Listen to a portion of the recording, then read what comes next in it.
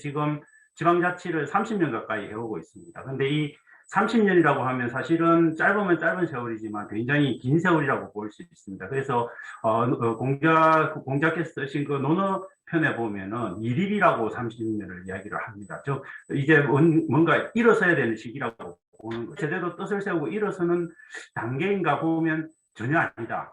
여전히 걸음마 단계에 있다, 이렇게 볼 수 있습니다. 그래서 왜 그럴까 고민을 굉장히 많이 하고, 그 고민들 속에서 그러면 어떻게 가야 될 건가, 앞으로 새로운 대통령이 이렇게 탄생을 하면 새 정부가 어떤 방향으로 그렇게 균형 발전과 지방자치 전반을 이끌어갈 건가를 좀 고민을 많이 좀 해야겠다, 이런 생각을 하고, 그 고민의 좀 일단들을 정리해서 이제 새로운 대통령이 되시는 새 대통령에게 좀 전달을 해서 조금 그래도 우리나라가 지방자치 30년에 걸맞는 그런 정말 분권형 국가로 가야 되겠다, 이런 생각들을 좀 하면서 이 글을 썼습니다. 그래서 역대 대통령들이 굉장히 사실 많이 노력을 해왔습니다. 그래서 김대중 대통령 시기부터 시작해가지고 열심히 노력을 했고, 특히 참여정부에서 굉장히 지방 자치분권과 그다음 균형 발전을 강화하기 위한 굉장히 다양한 노력들을 해왔습니다. 그 이후에 이명박 박근혜 정부로 이어지면서 조금 소홀한 부분도 있었지만, 그럼에도 불구하고 이전 정권의 어떤 그 정신들을 개성해서 균형 발전을 위해서 굉장히 노력을 해왔고, 문재인 정부에서도 마찬가지로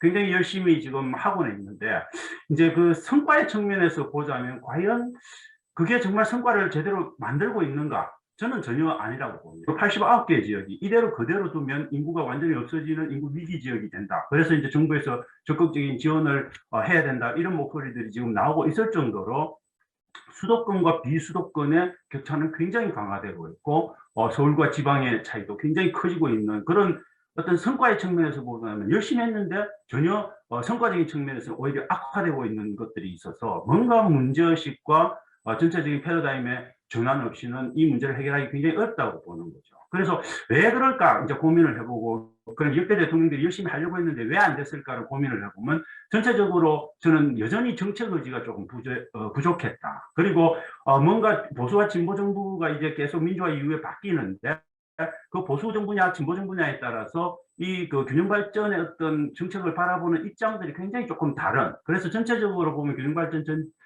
정책이 일관되지 않게 좀 지속되어 온 부분들이 있다. 그 다음에 국민들도 이 지방 소멸이라든지 균형 발전, 수도권 비수도권 격차에 대해서 심정적으로는 이해하고 있지만 굉장히 관심이 부족하고, 그래서 정부가 하고자 하는 정책에 대한 어떤 지지도 좀 미미했다, 그런 부분들이 있고, 그 다음에 이 정책들을 정부가 굉장히 열정적으로 해오기는 하지만은 주로 지방에 묻지 않고, 혹은 지역에 있는 지방자치단체가 주도해서 되거나, 혹은 지역 주민들이, 지역의 민간 부분이, 지역의 시장이 그걸 주도해 나가는 방식이 아니고, 정부가 일방적으로 선물 주듯이 뭔가를 주고, 지역에 있는 많은 지자체나 아니면 기업이나 민간 부분들은 그저 정부가 주는 것들을 조금이라도 더 받기 위해서 경쟁해야 되는 그런 구조. 즉 중앙정부가 일방적으로 주도해 나가는 방식으로 정책이 계속 추진되어 왔던 거죠. 그리고 또 한 가지 가장 중요한 저는 좀 어떻게 실수가, 어떤 문제점이 뭐였냐면, 정부가 여러 가지 예산들, 예를 들어 지난 뭐 10여 년간에도 거의 140조 가까운 예산들을 이 균형발전 부분에 퍼부었습니다. 그런데 기본적으로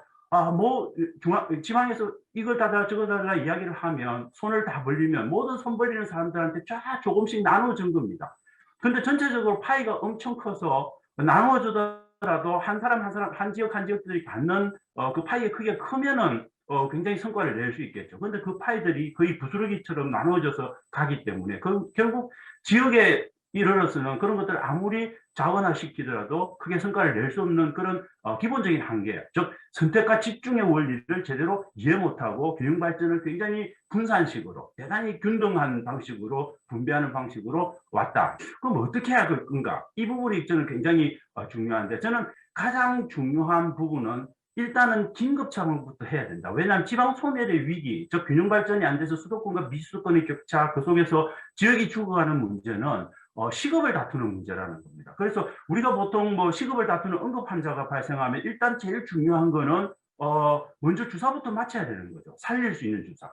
그래서 저는 뭐 여러 가지 이제 우리가 코로나도 있고 해서 정부 예산이 굉장히 힘든 부분이 있습니다만 일단 지방을 살리는데 굉장히 중점적인 예산 투입을 해야 된다. 그래서 기존에 있던 예산의 관행적인 방식으로는 저는 지금 지방이 죽어가는 이 문제, 수도권과 비수도권의 격차의 문제를 해소할 수 없다. 뭐 그렇게 좀 보는 부분들이 있는 거고요. 그다음에 또 한 가지 중요한 방식은 지금까지는 이 그 예산, 그러니까 균형발전 예산을 나누어주는 방식을 굉장히 좀 그냥 균등하게 배분하는 방식으로 나눠졌다. 그런데 이 균등한 배분과 균형 있는 배분은 좀 이야기가 다른 부분이 있는 거죠. 균등한 배분은 그냥 n분의 1로 나누어주는 거지만 원래 균형 발전에서 이야기하는 균형의 문제는 정말 필요한 곳에 균형을 달성하기 위한 구체적인 목적 달성을 위해서 나누어주는, 즉 선택과 집중의 원리가 적용되는 그게 제대로 된 균형인 겁니다. 그래서 저는 이제 좀 우리가 지금까지는 균등이라고 하는 개념에 초점을 맞춘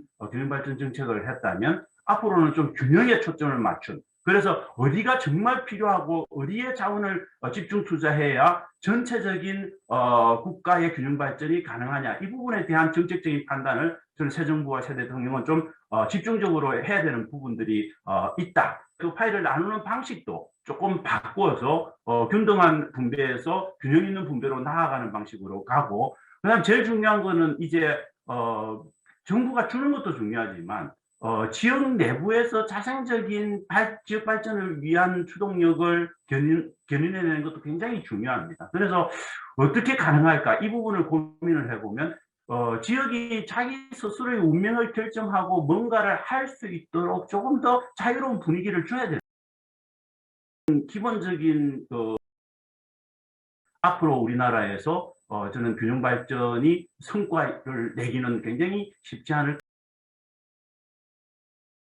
방식들, 대단히 좀 중앙 정부가 주도하면서, 그다음에 기본적으로 작은 어떤 크기의 예산을 그것도 잘게 쪼개서 나누어주는 이런 방식으로는 굉장히 안 된다. 그래서 그런 방식을 과감하게 탈피하고 선택과 집중을 해야 되는 부분에 선택과 집중을 해서 주되 그 주는 자원의 크기를 지금보다는 2배, 3배 내지 4배, 5배 올려야 된다. 왜냐하면 지방이 죽으면, 지역이 죽으면 국가가 죽는다고 이야기합니다. 그래서 지역이 살아야 나라 전체가 산다라고 이야기를 하는데, 이거는 국가의 운명에 관한 문제입니다. 그러면 국가의 운명에 관한 문제가 정말 중요하다면 저는 국가 예산의 상당 부분이 거기에 긴급하게 투입될 필요가 있다라고 보는 거고, 그런 특별회계를 통해서 기금을 통해서 해결하고 있는데, 이 기금의 규모도 늘리고 기금을 사용하는 어떤 방식도 좀 다양화해서 접근하는 것이 균형 발전의 성과를 조금 더 내고 결국은 지방을 소멸의 위기에서 구하고 제대로 된 어떤 지역 발전을 통한 국가 발전을 이루는 그런 정말 후대에 남을 그런 대통령의 업적을 남길 수 있지 않을까, 그렇게 생각하고, 새로운 대통령이 탄생이 되면 정말 정부가 이런 부분에서 균형 발전의 새로운 좀 주축도를 삼고, 그래서 이번이 이제 30주년 지방자치 제도입된 지 30주년인데 40주년에는 정말 제대로 된 그때는 정말 일어서서 달릴 수 있는 그런 우리나라 지방자치가 되었으면 좋겠다고 싶습니다. 그리고 제일 중요한 거는 이제 그렇게 정부가 할 수 있도록 만드는 데는 중앙정부와 그다음에 또 정치인들과 관료들, 공무원들의 어떤 역할도 굉장히 중요하겠지만, 그들을 채찍질하는 국민들의 관심, 지지, 성원, 이런 것들이 굉장히 필요합니다. 그래서 지역에 사시든 아니면 또 수도인 서울에 사시든 어디에 사시든 지역을 살리는 게, 그리고 우리의 고향을 살리는 게 나라를 살리는 거다, 이런 좀 생각들을 가지시고, 저는 정말 관심과 지지를 모아주시고 정부에 정말 지방부터 살려라 라고 하는 어떤 요구들을 하고, 또 그렇게 살릴 수 있는 분들에게 현명한 유권자로서 표를 몰아줄 수 있는 그런 현명한 국민들이 좀 되었으면 좋겠다, 이렇게 말씀을 드립니다.